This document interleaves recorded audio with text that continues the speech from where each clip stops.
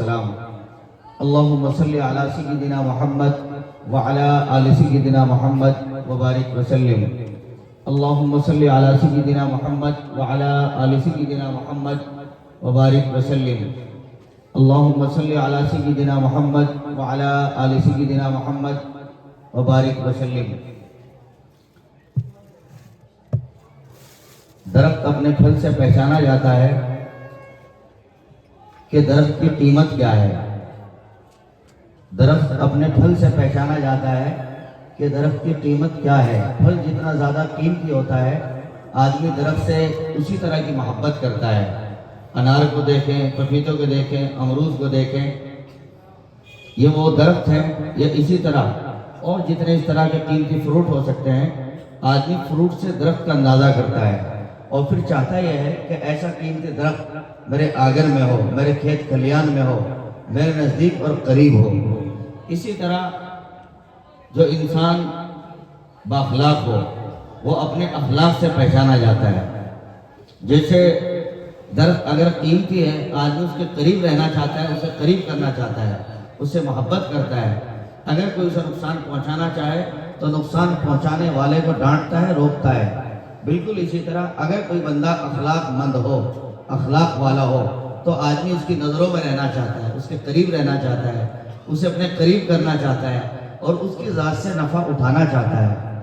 اس لیے میرے بھائیوں، مجھے اور آپ کو چاہیے ہم بااخلاق بنیں، ہم بااخلاق بنیں۔ یہ اخلاق کی ذمہ داری ہر کسی کی ہے۔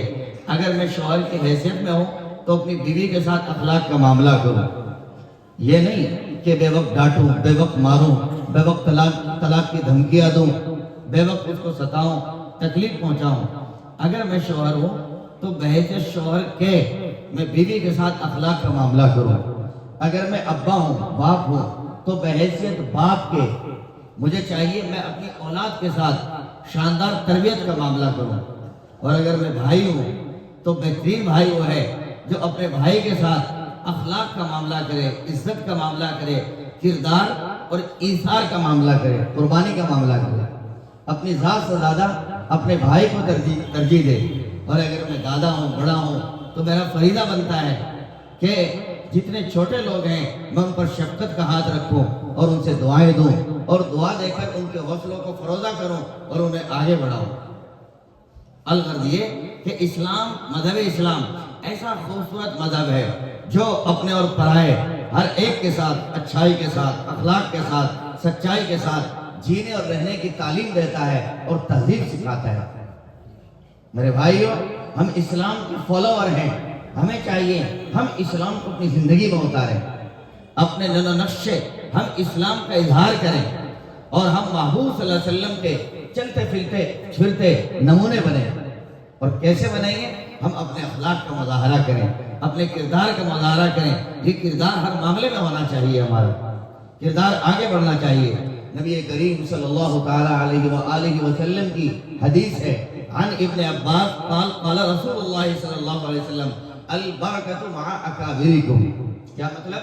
محبوب صلی اللہ علیہ وسلم نے بہت پیارا نظام سمجھایا، فرمایا کہ برکت تو تمہارے بڑوں کے ساتھ ہے، برکت تمہارے بڑوں کے ساتھ ہے۔ کیا مطلب؟ آج کل ہمارے نوجوان دوست ذرا شادی ہو جائے، یہ بغیر شادی بھی ماں باپ پر اکڑتے ہیں، اینٹتے ہیں، ان کی بات سے کتراتے ہیں، ان کی بات سے کنی کاٹتے ہیں اور کنارے ہو جاتے ہیں، اور انہیں وہ عزت نہیں دیتے جو ایک باپ کو، جو ایک بڑے بھائی کو، جو ایک خاندان اور معاشرے کے ذمہ دار کو دینی چاہیے۔ ہم اس کا وہ مقام اور اس کی وہ عزت نہیں دیتے۔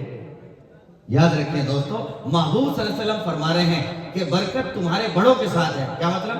ہم بڑوں کا احترام کریں، ہم بڑوں کی عزت کریں، ہم بڑوں کی تعظیم کریں، ہم ان کے سامنے جھکے رہیں، بلکہ اڑے ڈٹے نہ رہیں، جھکے سامنے رہیں۔ آپ دیکھو تو صحیح، سراہی جھک کر فائدہ پہنچاتی ہے۔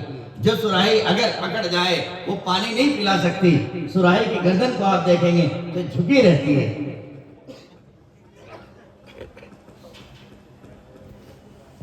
میرے بھائیوں، کسی غالباً اللہ نے فرمایا تواضع کا طریقہ سیکھ لو سراہی سے، تواضع کا طریقہ سیکھ لو سراہی سے، کہ جاری فیض بھی ہے اور گردن جھکی جاتی ہے۔ فیض دے رہی ہے اور گردن جھکی ہوئی ہے، اڑی ہوئی نہیں، ڈٹی ہوئی نہیں۔ آج ہمیں بھی چاہیے ہم اپنے بڑوں کے سامنے، اپنے باپ دادا کے سامنے، اپنی سگی والدہ کے سامنے ہم طاقتور نہ بنیں، کمزور بن کے رہیں، جھک جائیں۔ کئی نوجوانوں کو کی کہانیاں سنتے ہیں، ماں باپ کے سامنے ڈٹتے ہیں، طاقت کا مظاہرہ کرتے ہیں، باپ کی قامت کو کئی مرتبہ چھوٹا سمجھتے ہیں، باپ کے وجود کو کمزور محسوس کرتے ہیں، باپ کو بوڑھا سمجھ کر، بیماریوں کا جھرمٹ سمجھ کر ہم اس کے سامنے تگڑی آواز میں بھر رہے ہیں۔ دوستو گھبراؤ، کہیں رب ناراض نہ ہو جائے اور ایسی بھیانک بیماری مبتلا نہ کر دے کہ رہتے باپ کے سامنے تم اس سے بھی زیادہ پتلے دبلے اور کمزور نہ ہو جاؤ۔ اس لیے میرے بھائیوں، ہم ماں باپ کے سامنے کڑوی آواز سے نہ بولے، اونچی آواز سے نہ بولے، بلکہ خیال رکھیں۔ ہم پسنا سیکھیں، سہنا سیکھیں۔ کوئی بات کڑوی ماں باپ کہہ رہے ہیں، آخر آپ کے نفع کے لیے۔ ڈاکٹر انجیکشن لگاتا ہے آپ کے نفع کی خاطر، سرجن آپریشن کرتا ہے آپ کے نفع کی خاطر، ماں باپ ڈانٹ پلاتے ہیں، سختیاں ڈالتے ہیں استاد مربی، کیوں؟ آپ کی تربیت کی خاطر، اور آپ پکڑتے ہیں، برداشت سے بھاگتے ہیں۔ نہیں دوستو، بہت بری بات، بہت بری بات۔ یہ ہمارا نظام نہیں ہونا چاہیے، ہمیں بدلنا چاہیے، جھکا جھکا رہنا چاہیے۔ جھکنے والا کامیاب ہو جاتا ہے، احترام کرنے والا کامیاب ہو جاتا ہے، باتوں کو برداشت کرنے والا، کڑوی باتوں کو پی جانے والا، کڑوی دواؤں کو پی جانے والا مریض صحت یاب ہو جاتا ہے۔ کڑوی بات پینے والا دوست، جوان، شوہر، وہ کامیاب بن جاتا ہے۔ اس لیے میرے بھائیوں، ہم پینا سیکھیں، سہنا سیکھیں، برداشت کرنا سیکھیں۔ کوئی بڑی بات کہہ بھی دے، کوئی اونچی بات کہہ بھی دے، وہ لگ نہیں جاتی، آپ برداشت کر کے دیکھیں، آپ کا قد بڑھ جائے گا، آپ کا وجود بڑھ جائے گا۔ ہم کر کے دیکھیں۔ کسی اللہ والے نے کیا خوب فرمایا، کس گیا سرما تو آنکھوں میں جگہ پائے۔ سرما جب پس جاتا ہے آدمی کی آنکھوں میں ڈلتا ہے، لگتا ہے۔ اور اگر سرما نہ پسے، کہو آپ ایمانداری سے، کوئی ڈلی سرما کو اپنی آنکھوں میں ڈال لے گا؟ بولو بھائی، کوئی ڈلی والے سرمے کو اپنی آنکھوں میں لگا دے گا؟ نہیں نا، وہ پسے گا تب اس کی وہ جگہ ملے گی۔ اس لیے ہم پسیں۔ مزید سمجھیں کیوں پسیں؟ ایک تو یہ کہ ان کی عمریں زیادہ، ان کے تہجد زیادہ، ان کی ذکر زیادہ، ان کی نمازیں زیادہ، ان کی نیکیاں زیادہ، جی بڑوں کا تقوی زیادہ۔ ان بڑوں نے بڑے بڑوں کو دیکھا ہے اور نہ جانے ہم سے کیسی کیسی دعا لی ہے، لہذا ان کی نیکیاں ہم سے زیادہ ہیں، اس لیے بھی ان کا احترام ہم پر ضروری ہے۔ ساتھ ہی ساتھ اپنی اصلاح کے لیے کئی مرتبہ ہم جیسے علماء، بڑے علماء کا احترام بھول جاتے ہیں۔ محبوب صلی اللہ علیہ وسلم کی حدیث وہاں بھی یاد رہے، البرکت مع اکابرکم، جو بوڑھے عالم ہیں، جو بڑے عالم ہیں، جو عمر رسیدہ عالم ہیں، جن کی عمر آپ کے مد مقابل بڑی ہے، ہم ان کا احترام کریں۔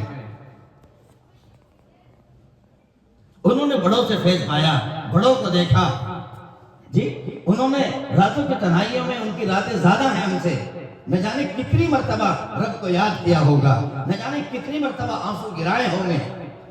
آج کل ہمارے نوجوان دوست علماء کئی مرتبہ وہ بس ایک صدری پہنی اور ایک کپڑا کچھ پہنا اور ایک اینک لگائی اور شوٹٹ بوٹٹ ہوئے اور کہاں بس ہو گئے بڑے۔ یاد رکھیں، فراغت کا نہ مل جانے سے، یہ کہ کسی خلافت کا تمغہ مل جانے سے ہرگز کوئی بڑا نہیں ہو جاتا۔ بڑا بننے کے لیے تو مٹنا پڑتا ہے، رب سے مانگنا پڑتا ہے، جھکنا پڑتا ہے، تب کہیں جا کے انسان بڑا بنتا ہے۔ آج ہم پہلے دن اڑے رہتے ہیں، تنے رہتے ہیں، بات نہ کرنا پسند کرتے ہیں، کہتے ہیں میرا بھی تو کوئی ویلیو ہے، میرا بھی تو کوئی مقام ہے، میں بھی تو امام ہوں، اگر وہ ذمہ دار ہے میں بھی تو ذمہ دار ہوں، اگر وہ امام ہے میں بھی تو امام ہوں، اگر وہ تقریر کر لیتے ہیں میں بھی۔ ہاں، کتنی بری بات۔ ان کے سجدے نہیں دیکھے، ان کی نمازیں نہیں دیکھی، ان کا زمانہ نہیں دیکھا۔ محبوب صلی اللہ علیہ وسلم کے زمانے سے قریب ان کا زمانہ ہے، ان کا زمانہ نہیں دیکھا۔ صحابہ کرام سے قریب ان کا زمانہ ہے، ان کا دور نہیں دیکھا۔ تابعین کے قریب ان کا دور زیادہ ہے۔ بہت دکھ ہوتا ہے۔ اس لیے میرے بھائیوں، آج سے بات پلے گرے باندھ لیں، ہم اپنے بڑوں کا احترام کریں گے انشاءاللہ تعالی۔ ہمارے نوجوان دوست جب شادی ہو جاتی ہے، ماں بڑی ماں باپ سے الگ، حالانکہ ماں شادی کرتی ہے اس لیے وہ خوشامد کر کر کے، کیونکہ ہمارے یہاں جہیز کا نظام بڑا ہے نا، تو جلدی سامنے والا سیدھ نہیں بنتا، وہ بھی جمع جوکھو کرتا رہتا ہے، محنت کرتا رہتا ہے۔ کہا کہ دیکھو میں بوڑھی ہو گئی ہوں، میں کمزور ہو گئی ہوں، کھانا بنانے میں دقت ہوتی ہے، ان کے والد سفر سے آتے ہیں، میں پریشانی میں ہوں، اس لیے شادی کرنا چاہتی ہوں اننے کی۔ چنانچہ اس طرح کر کے شادی کرتی ہے، اور جمعہ 8 دن، یہ زیادہ سے زیادہ 6 مہینہ 7 دن، بس بیٹا اور بہو دونوں الگ اپنی راہ نکال لیتے ہیں، ہمیں الگ ہونا ہے۔ ایک نعرہ ہوتا ہے الگ ہونا ہے۔ اب اس نعرے کے پیچھے کبھی بیوی بیمار، کبھی سر کا درد، کبھی پیٹ کا درد جو کسی کو دکھتا بھی نہیں، کبھی طرح طرح کے بہانے، موقع سے سن پٹی لے کر نوجوان بہنیں جو نئی بیوی بن کے آتی ہیں وہ پڑ جاتی ہیں، صرف اس غرض سے کہ کسی طرح الگ ہو جاؤ، یا پھر زیادہ تیر مار کر 2-4 فون لگا کے اور الٹی سیدھی بات کہہ کے اپنے گھر نکل جاتی ہے، اور پھر وہاں سے آنے کا نام نہیں لیتی۔ شوہر بلاتا ہے، وہ گناہ سے ڈرتا ہے، گناہ نہ ہو جائے، زندگی داغدار نہ بن جائے، وہ دعوت دیتا ہے، ساس سسر سے بات کرتا ہے، لیکن نہیں، وہ بھی پتھر کی چٹان بن جاتے ہیں، اور دل ان کے پتھر سے بھی زیادہ سخت ہو جاتے ہیں، اور وہ نہ بات سمجھتے نہ حکمت سمجھتے، اور اسی پر اڑ جاتے ہیں۔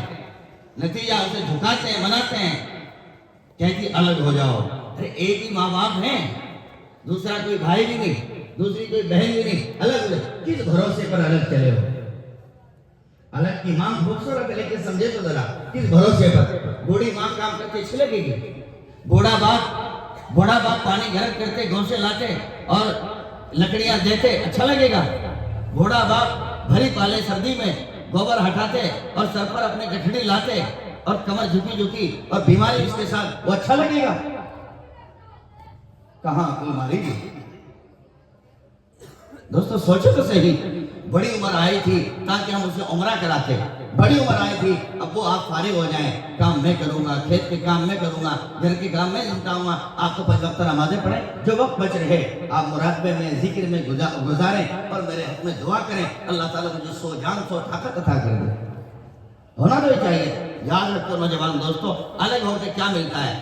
اس ہاتھ کو دھڑ سے، اس ہاتھ کو اس دھڑ سے، جسم سے الگ کر دو، کہو یہ ہاتھ سلامت رہے گا، ارے زندہ رہے گا، یہ ترقی کرے گا۔ یاد رکھے، سمجھ لیں اچھی طرح، جو نوجوان دوست، جو نوجوان بہنیں بہو بن کے نہیں آتی ہیں اور وہ الگ ہونے کے مطالبے اور نعرے لگاتی ہیں اور انہیں الگ کر دیا جاتا ہے، یاد رکھیں جیسے ہاتھ جسم سے الگ ہوا، ہاتھ کو کوئی سکون اور قرار نہیں، اسی طرح انسان کو جو وہ بچہ ماں باپ سے الگ ہوا، اسے کوئی قرار نہیں، سکون نہیں، اطمینان نہیں، وہ پریشانی میں گھر جاتا ہے۔ اور کئی مرتبہ بیوی کا یہ خوبصورت نعرہ بہت بھونڈا، بہت غلط اور بہت بھیانک ثابت ہوتا ہے، زہریلا بن جاتا ہے، گناہ والا بن جاتا ہے۔ سب سے الگ ہوا، کوئی کہنے والا نہیں، جس کا تھا ٹھر اب وہ نہیں گھر، اب جو چاہے کر، ہلکا پھلکا سانس کی داب دراز تھی یا اپنے سسر سے گھبراتی تھی، اب وہ بھی نہیں، سب کچھ الگ ہو گیا۔ اب گھر بھی کوئی آئے، یہ صاحب باہر رہیں، نشہ چلے، دھوکہ چلے اور کیا کیا چلے، بہت کچھ ہے، بس اشاروں میں سمجھیں، اس لیے کہ آواز ماں بہنوں تک بھی جاتی ہے۔ اس لیے میرے بھائیوں، یہ الگ ہونے کا نعرہ کوئی خوبصورت نعرہ نہیں ہے۔ ہم ماں باپ کی خدمت کے لیے پیدا ہوئے، خدمت کریں۔ محبوب فرماتے ہیں برکت تمہارے بڑوں کے ساتھ ہے۔ برکت کس کے ساتھ ہے بولو؟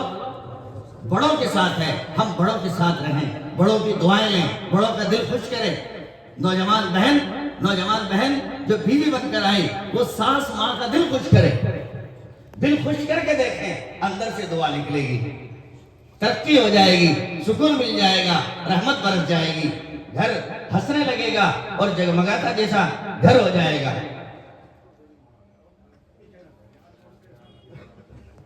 یہ ایک بات۔ دوسری بات، اپنی ذات سے ہم کسی کو تکلیف نہ پہنچائیں بلکہ نفع پہنچائیں۔ ہمارے شیخ و مرشد آج کہیں کہ علمت حضرت مولانا پیر صلاح الدین سیفی نشبندی مجددی دامت برکاتہم فرمایا کرتے ہیں، اگر ہم کسی کو کچھ نہیں دے سکتے نہ دو، لیکن اپنی ذات سے تکلیف نہ دو۔ اگر کسی کو کچھ نہیں دے سکتے مت دو، پر ایک بات طے کر لو کہ اپنی ذات سے تکلیف، بولو بھائی، مت دو۔ حضرت یہ فرماتے ہیں، ایک بزرگ گزرے حضرت سری سکتی رحمۃ اللہ علیہ، یہ آخری بات، کسی درخت کے نیچے سوئے ہوئے تھے، چاروں طرف سے آواز آئی، یا سری کن مسلی، یا سری کن مسلی، یا سری کن مسلی۔ انہوں نے دائیں بائیں نظر ڈالی، آواز کہاں سے ہے؟ جب چاروں طرف نظر گھما لی، کہیں سے بھی آواز کہاں سے آتی ہے؟ درخت کی طرف دیکھا، ایسا کوئی درخت رہا ہوگا، نظر دوڑائی تو دیکھا درخت کے اندر سے آواز آ رہی ہے۔ گویا درخت بزرگ بن گیا، ہدایت کا سامان بن گیا۔ درخت کہہ رہا تھا، یا سری کن مسلی، اے سری سکتی تم میرے جیسے ہو جاؤ۔ آپ درخت، میں انسان، آپ جیسے کیسے ہو جاؤں؟ کیف اکون مثل، میں آپ جیسے کیسے بن سکتا ہوں؟ آپ تو درخت ہے، میں انسان۔ فرمایا ہاں ہاں سمجھو، سنو میری بات، ان الذی یرموننی بالاحجار فارموہم بالاثمار۔ کہ بچے میرے اوپر کچھ نہ کچھ کنکر، کچھ نہ کچھ لکڑ پتھر مارتے ہیں، ٹروڑے مارتے ہیں۔ جب وہ مجھے مارتے ہیں، میں جواب میں انہیں ٹروڑے نہیں دیتا، بلکہ جواب میں انہیں پھل دیتا ہوں، پھل دیتا ہوں کہ تم میرے جیسے بن جاؤ۔ جب تمہیں کوئی گالی دے، پلس گالی نہ دو، اینٹ کا جواب پتھر سے نہ دو، بلکہ آپ انہیں دعائیں دو، آپ انہیں فروٹ دو، آپ انہیں ہدیہ دو، ہدیہ پیش کریں۔ حسن بصری رحمۃ اللہ علیہ سے کسی نے کہا، حضرت آپ ہدیہ دیتے تھے کھجور کی شکل میں، آج کل نہیں آ رہا، نہ کھجور، نہ چھوارے، نہ کشمش، کچھ بھی نہیں، سب کچھ بند کر دیا۔ کہ وہ نا اصل میں آپ بھی ہدیہ دیا کرتے تھے، اب آپ کا بھی ہدیہ بند۔ میں تو ہدیہ نہیں دیا، میں اپنے ساتھ میں آپ کی چغلی کرتا تھا، غیبت کرتا تھا، برائی کرتا تھا، میں نے تو آپ کو کبھی ہدیہ نہیں دیا۔